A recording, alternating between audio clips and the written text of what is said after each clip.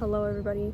Today I'm going to be sharing my experience with joining the World Mission Society Church of God church only for 1 month. So I'm no expert, but I'm just going to share everything that happened within that 1 month. So the entire reason why this happened is because I met a girl at beauty school and we became really good friends, and we both were like Christian. But we both had not read the Bible yet, and we both would talk about how we want to read the Bible and we want to get to know God better and stuff like that. Because I had recently become a Christian and not really a Catholic anymore, but I didn't read the Bible yet, and I really wanted like a reason to read it, or like a structure, like a Bible study basically. So really how I got into it was the first red flag. It wasn't even me, it was my friend. She was at Walmart one day, and this guy approached her in Walmart and enticed her with some facts about how the Sabbath day is actually Saturday and not Sunday. And to keep your salvation, you have to participate in Passover. And those are the tactics that group is generally going to use to entice you, and they're going to show you verses from the Bible and stuff. That they usually approach people in places like Walmart, and they usually aim for young people. I think that they usually aim for girls as well, because we're more like submissive or whatever. So yeah, in case you didn't know, if you get approached by somebody in a Walmart or in a store and they're talking about the Sabbath day and Passover, just kind of be weary.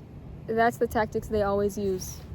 So basically this guy then told her like, oh, we could do Bible studies, because she was, super interested. Like everything he was saying seemed like it was a fact, and it was backed by biblical evidence, stuff like that. So he invited her to a Bible study, and she was telling me that the church was really great, non-denominational, unbiased, no cherry picking, that was like exactly what I was looking for, because I grew up in the Catholic Church, and I just feel like I didn't really learn anything in the Catholic Church, and I didn't want to go to a denominational church anymore. So like it sounded good to me. So I went for the first Bible study. She sent me the address and stuff. I would say red flag number 2 was the fact that there was no markings on the church. It did not say the name of the church even online when I put it in Google Maps. It didn't have any type of title or anything like that. And when I arrived there, it kind of just looked like a house, and there was no signage outside, nothing, which is a red flag. So this was actually kind of funny. I'm the type of person who's very interested in cults and stuff like that, so I was kind of moderately aware of different types of cults that existed in the world. So the very first Bible study that I went to, I actually told the Bible study guy, which let's just say his name was Joe, I told him like that was just a little bit suspicious. I wasn't completely comfortable because a lot of so-called churches end up being like cults, and I told him that I've heard that there's a cult that believes in a mother god who comes from somewhere in Asia, and basically he said, and verbatim, that's crazy. He said that's crazy. And so we're gonna hit back on that topic later because it actually comes back up, but I didn't know at that time. So the first couple Bible studies seemed kind of normal. We talked about like the book of Job. The Bible is scientifically sound, and how the earth is round, and you could see all of those facts by reading the Bible. They were very like random verses, like we kept skipping between books and we were just going super fast. So this, I believe, looking back at it, was kind of just like conditioning me to believe everything they said, because everything that they were telling me on the first couple of days and lessons all seemed to be scientifically sound and factual based on the Bible. So I believe that they did this so that, I would start believing everything that they said and not questioning anything. Another like weird red flag number 3 was the fact that one time we got to a Bible lesson and the name Elohim was brought up, which is the plural of God. And I had previously known this because I study a lot of this stuff. I study Christianity, cults, Islam. Like I'm no expert obviously, but I know some of these terms. And so when he brought up the word Elohim, and I knew what that was, and I said, oh, that's the plural of God. He was really shocked that I said that. Joe, let's say, the Bible study guy. He was really shocked that I said that, and he said, how do you know that? And I said, well, like I watched a lot of stuff on YouTube about it. I watched a lot of debates and informative videos and stuff. And he said this, he said, you should not do that. And I said, why? And he said that it's bad to watch stuff on the internet and there's a lot of misinformation out there.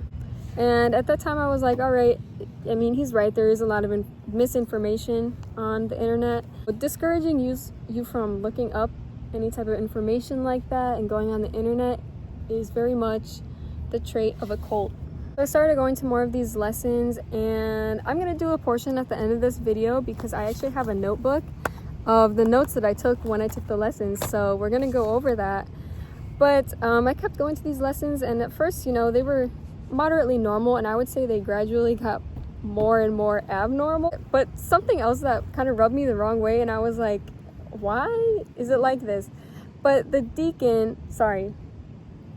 Bible study guy named Joe, which I later found out they call them deacons, which was that was something I was not used to, and I didn't know really what that meant, but he was a deacon. I found it a little weird that the deacon was always there. Like, I started going to these Bible lessons maybe like 3 or 4 times a week, and the deacon was always there every single time. And every time I wanted to come in for a Bible lesson, I would just text him and say like, oh, are you available this time? He would always be available all the time. This wasn't like a guy who had like a day job and he just did this on the side. This was his job. That must mean that he was getting paid by the church. How is the church getting money? Is this like an organization? And so, as I said, the Bible lessons kept on getting a little bit stranger every time. I'm going to give a couple examples. One day, I was at the lesson with my friend from beauty school, and her mom actually came. Her mom got into this church as well. And so one day, we started asking a bunch of questions. And the thing about this and like the deacons is that they always have a response for everything, which is kind of weird. I feel like to some point, you have to be able to just say, I don't know. Because he wasn't God. How would he know these things? And these weren't things that were said in the Bible. They were things that he concluded and the organization concluded based off of the secrets of the Bible, which is what they called them. But anyways, I'm going to give you some examples. I brought up like pro-life versus pro-choice. They had a very interesting take. Basically, they said that there's no point in being pro-life, that all the kids that, you know, got aborted in the womb were going to die anyway. That was something that was very interesting, and the logic there didn't really make sense to me. And then this was later down the line. They didn't say this to me. I didn't get that far into the church to come to know this naturally. But after getting out of this church, I watched a bunch of videos, and I saw that this church was very anti-kids and that they would actually encourage members to get rid of their children in the womb. It's very much giving doomerism, because also they kind of gave the impression that there was no point in having a job. Spoiler alert, but they are a doomsday type of religion, cult. I'm gonna get into that later, but didn't really care or have any regard for you having a job, because ultimately it was pointless. Like, the end was near. You shouldn't be spending your time working a job. You should be spending your time just studying the Bible all the time. Something else that really, really rubbed me the wrong way was at this question session that we were having. My friend's mom asked, why, for example, do kids die young? In Chicago, there's a lot of gun violence, and sometimes kids get in the mix and by accident and they get shot. Like, why does that happen? And of course she was asking him because it seemed like he had all the answers. He always had all the answers for everything, as if he knew everything. So she asked him that, and it was a very good question. The deacon, Joe, he basically said that that kid deserved to die, and he was going to die anyway. He said that what the kid did in heaven, the kid had previously done in heaven, was so bad to the point where he deserved to die, and he was bound to go to hell anyways. And so that's why God took away his life on earth that fast. And sorry if this sounds super confusing and like I'm just jumping everywhere, but honestly, that is how it felt to be there. The doctrine about sitting in heaven, that was something else that they taught. It was pretty early on that they showed me a verse about how God knew us before we got to earth, basically. They took that verse and literally just ran with it, and they said, you know, this verse must mean that we all knew God before and we were with God, and that we sinned in heaven and now we're here.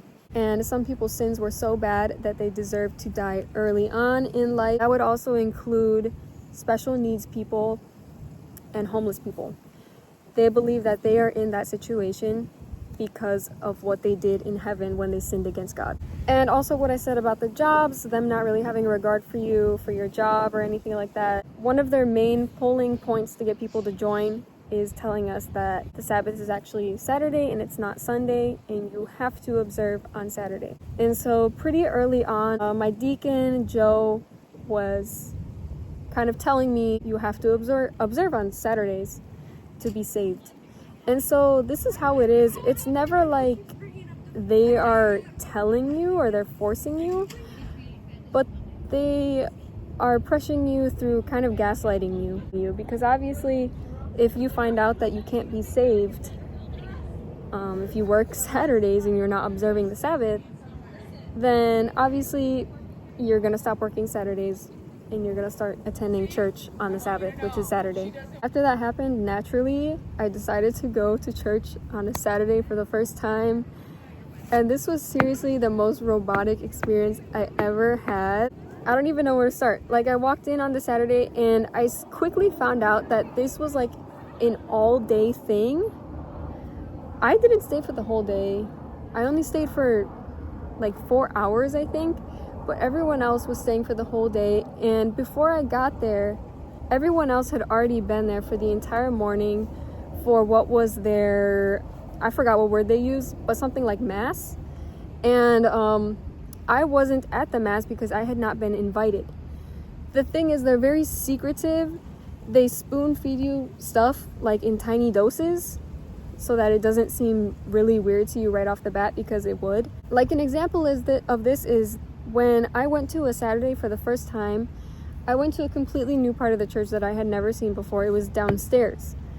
And there was a poster on the wall explaining kind of like the timeline of the World Mission Society Church of God and like its history and what they believe. There were some people looking at that poster, and I wanted to go look at the poster, and my deacon was there and he said, "Do not look at that poster, you're not there yet." And so that was obviously a red flag, because when you join something that's supposed to be like a religion, you're not supposed to gatekeep the information like that. But yeah, there was stuff on the poster that I wasn't supposed to know yet, because I wasn't that far into my Bible study to have found out what was at the very end of the poster, which I'm going to tell you guys. But the Saturday, it was super weird vibes. All the guys wearing their tuxes, all the girls wearing like their best modest attire and stuff like that, which there's nothing wrong with that. That's, you know, that's good. But the weird part was girls and boys did not interact at all. There was a table all the way over here for boys and then a table for like the women, and there was no like speaking, like they didn't interact. You couldn't sit at the same table. There was food. They have something kind of like a buffet, and so I got my plate of food, but it was super creepy, like the type of chant that you had to do. Like after we did the food, I forgot exactly what the chant was, but I remember we clapped twice and we said, "We love you," or something of that sort to the people who were helping out making the food. If you watch videos on cults and ex-members, you'll see them talking about love bombing, and this was totally true. When I went to that first Saturday, everyone was like super happy and like treating me really nicely, giving me hugs and stuff like that, and it was total love bombing. And I remember something super weird, just the vibe was like not correct. When I went to that Saturday, I was wearing like a hoodie, like and some black pants or something, nothing fancy, and I was in the bathroom and there was this other lady in there, and she was like, in a very condescending manner, she was like, "I love this attire that you have on, this cute little getup." And it was very much like kind of telling me without telling me, like, "That's cute, don't wear that next time." After that Saturday, I had a Bible study, and I think that this might have been my last Bible study ever. So basically, that Bible study was kind of like the grand reveal of what they had been hiding from me the whole time. They did a whole lot of like mental gymnastics to come up with this entire thing was leading up to this moment where they were going to tell me who the second coming of Jesus was. My stomach was literally dropping because I was like, there's no way they're about to tell me that the second coming of Jesus already happened. But that is exactly what they did. And my deacon was so excited. Like, he had this borderline scary smile on his face. He was so excited to do the grand reveal and tell me that the second coming of Jesus actually already happened. So the grand spoiler was that Jesus has already come as a South Korean man by the name of On Sung Hong. And that was the big news, obviously. And right after he told me that, he wanted me to get baptized immediately, like literally the minute after. And they did a whole lot of gaslighting. He basically told me that a lot of people didn't believe in Jesus either. Only 300 Jews of all the Jews believed in Jesus, and that basically I would be just exactly like the Jews if I didn't believe in On Sung Hong. So that obviously kind of messes with your brain. And they also used another tactic to kind of manipulate you, and this was using the story of Cain and Abel. And basically they would say, like, anyone who has heard the message and has heard about On Sung Hong basically has the mark of Cain, and they will be expelled from the garden, expelled from heaven, and also expelled from Zion, which is what they called their church, because they insisted that their church was the one true church, so they would call it Zion. I did not receive that On Sung Hong was the second coming of Jesus that day, and so yeah, he kept saying that to me. I was feeling pretty uneasy when he told me that information, and my friend was actually there with me as well, but she had previously been told, and so she didn't really react. I was uncomfortable, and I think it was pretty clear that I was uncomfortable, and I just wanted to go home after that. But obviously he was looking for an answer. He was like, well, like, are you gonna get baptized or not? And I said, I'm sorry, but I'm gonna need to have time to think about this. I'm gonna need to read the Bible by myself. My final red flag was the fact that he told me that there is no point in reading the Bible by myself. I would never be able to understand it without the secrets of On Sung Hong.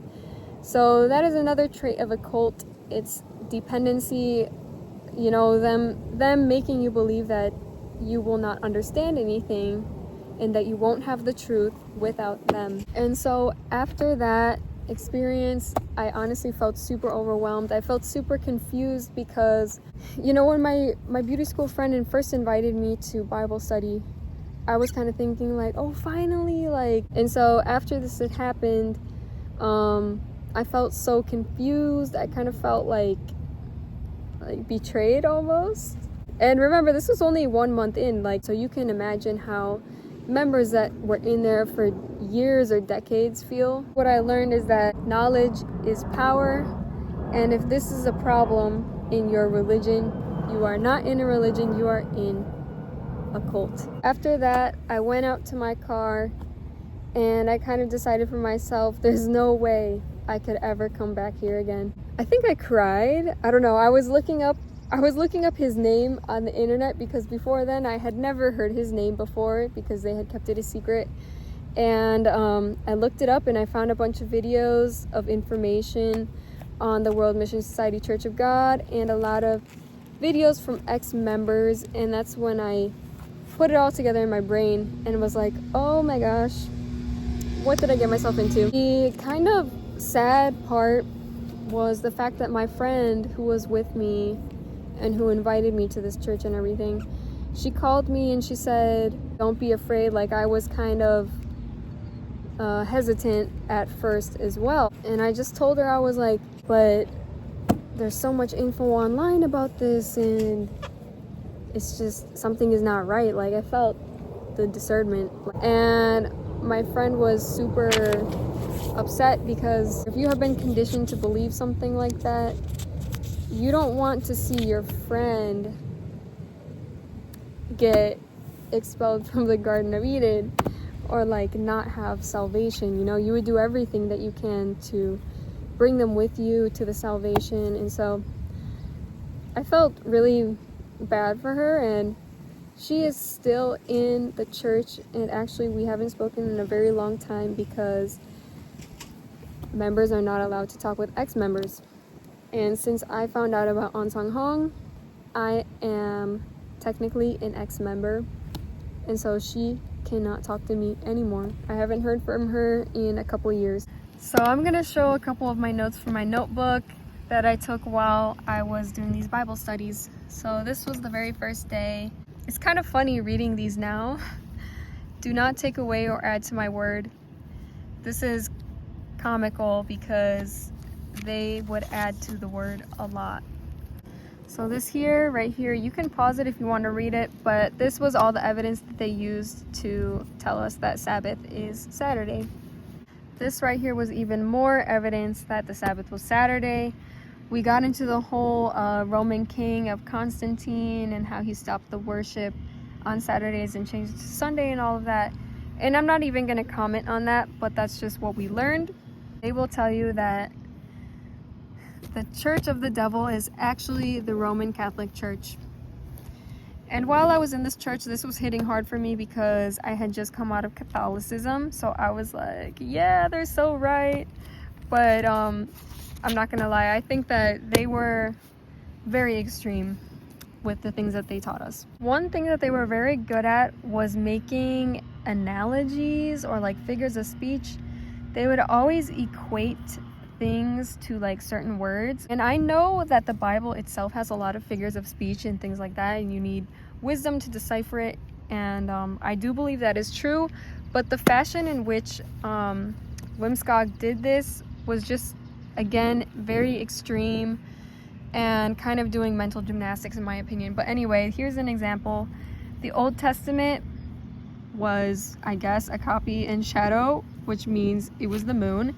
And the New Testament was the original in reality, which is the sun. The moon doesn't give its own light, it's just a reflection of the sun. So you must understand and study the Old Testament to understand the New Testament. These figures of speech, they're not just something that they would tell you or like give you food for thought and you can interpret it in your way. They made these into a doctrine that you had to follow their way.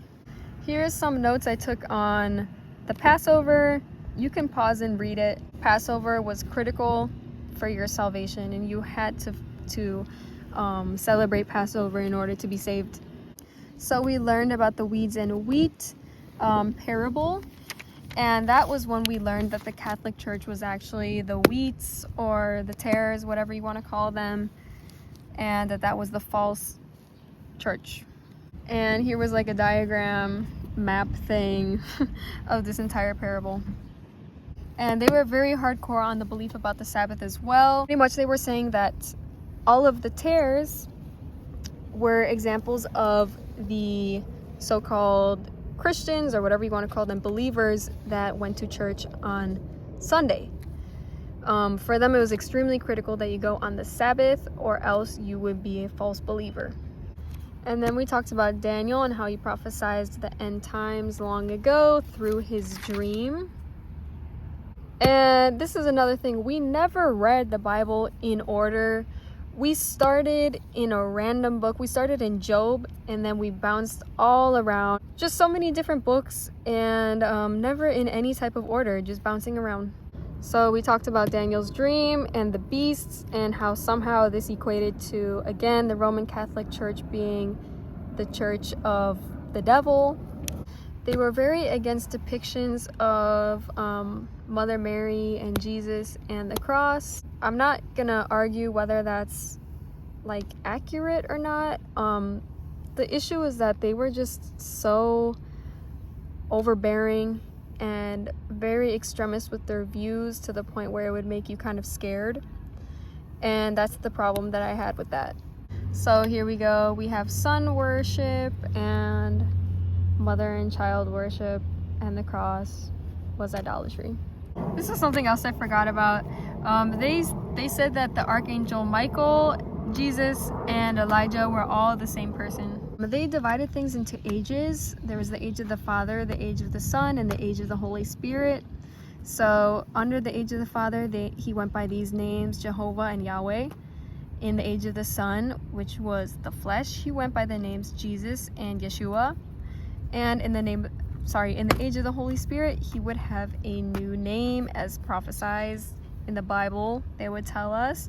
And so this was what they hadn't told me yet and what I was about to find out, who later became An Sang Hong. Isaac was also Jesus. So Jesus was Elijah, Michael, and Isaac.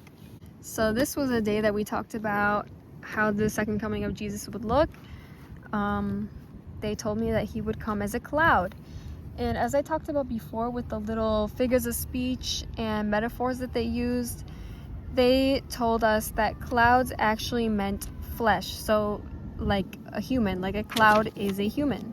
So then they used that cloud metaphor to justify the fact that Jesus then came later as another human known as An Sang Hong.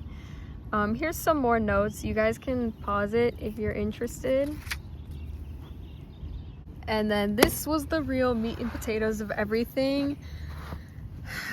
Basically, they prophesied An Sang Hong through King David. An Sang Hong's reign was the continuation of King David and Jesus. So basically, King David was anointed at 30, David was anointed at 40. Jesus began his ministry at 30, got baptized at 30, and Jesus also reigned for only 3 years. And apparently there was another 37 years that he needed to reign in order to make a total of 60, I think. And so somebody needed to come and fulfill those 37 years. And so then they reasoned that this person, whoever the second coming is, they must die at 67 years old. They must start their reign at 30, reign for 37, and then die at 67 years old. And any less or any more means that they are definitely not Christ. So they put together these exact rules, this criteria for the second coming. They must be baptized at 30, die at 67, collect his people, teach the law for 37 years, and bring back Passover. Here's some more notes about the end times. There was then the parable of the fig tree, which they equated to the Holocaust. Here's some more random notes. So this right here was the exact day that I found out An Sang Hong was the second coming of Christ. I wrote here that he will preach Passover for 37 years. So he apparently got baptized in 1948 and he taught for 37 years and he died in 1985. And he was born in 1918. After I left the church and I looked him up and everything, I came to find out that it's not even true that he was baptized in 1948. He was baptized in 1942 or 1940, something like that. So that being said, this entire thing falls apart anyway. But yeah, that's when I found out that he was the second coming of God, so-called. This is one of the saddest things ever. This was what I wrote down right after finding it out. This was coming straight from my heart. I wrote, Jesus, is it you? I think I have been learning the wrong way. Lord, please help me in this moment. I need you right here. Oh yeah, and this is funny. I forgot to get back to this part, but later after researching, I found out that there was a mother god. She was from South Korea. She was married to An Sang Hong and they had kids and then he died. And so now, but the funny thing is, she only became mother god after he died. I also heard that he never actually claimed to be God. So this entire thing happened after he died. Like, this organization formed after he died, and it was his wife that started it, I think. So yeah, members can actually go pay to see her in South Korea. Kind of highly pressure you to tithe, and whether that's like a biblical commandment or not, I don't really know, but they pressure you to tithe at least 10%, but I've seen videos where ex-members are doing the math and it turns out that they tithed like 50% of their paycheck or more just to the WMSCOG. So that was my entire experience with WMSCOG, and even though it wasn't very long lived, I still think that it was important. Glad that it happened, but I'm also glad that I got out. And I'm just sharing this in case you are also like an ex-member, or you're in this church and you don't exactly know what's gonna come yet. You're very new. I can't really give any advice or tell you to do anything, but I just wanted to share everything I learned and some of their views that you may not have found out about yet. And if you're not a part of this group, well, no, if you are a part of this group, I hope that you can take into consideration that a lot of this behavior and doctrines is not really normal or okay, and it's not really respectful towards you, because you should be able to look up freely information about this religion online, question some stuff. They should be able to tell you sometimes that they don't know the answer. It's not right that ex-members are excommunicated. A lot of groups like this that are just super extreme really ruin lives. They take away so much of a person's life, especially like these groups that aim for young people.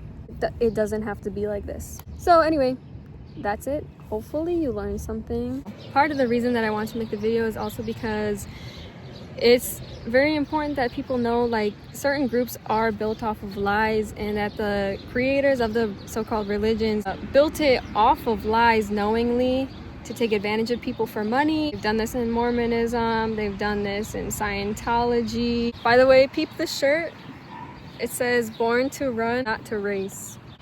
But yeah, religious trauma is definitely a real thing, so it's a shame what groups like this who have knowingly lied to people do to people's lives. After I had this experience, I myself didn't even really want to think about God, and even like hearing the word God and like Jehovah, it kind of made me feel a little bit uneasy. And that was after I just spent 1 month in this church. So I'm sure some stuff is very triggering for people to hear after they spent a really long time in that group, and I hope people can heal, not completely turn away from having faith in something. Somewhere out there's the true word of God and a true God, and he will not judge us for being deceived by liars, and he'll always be waiting for us when we get out of the group and even when we're in the group. All right, that's it. Bye.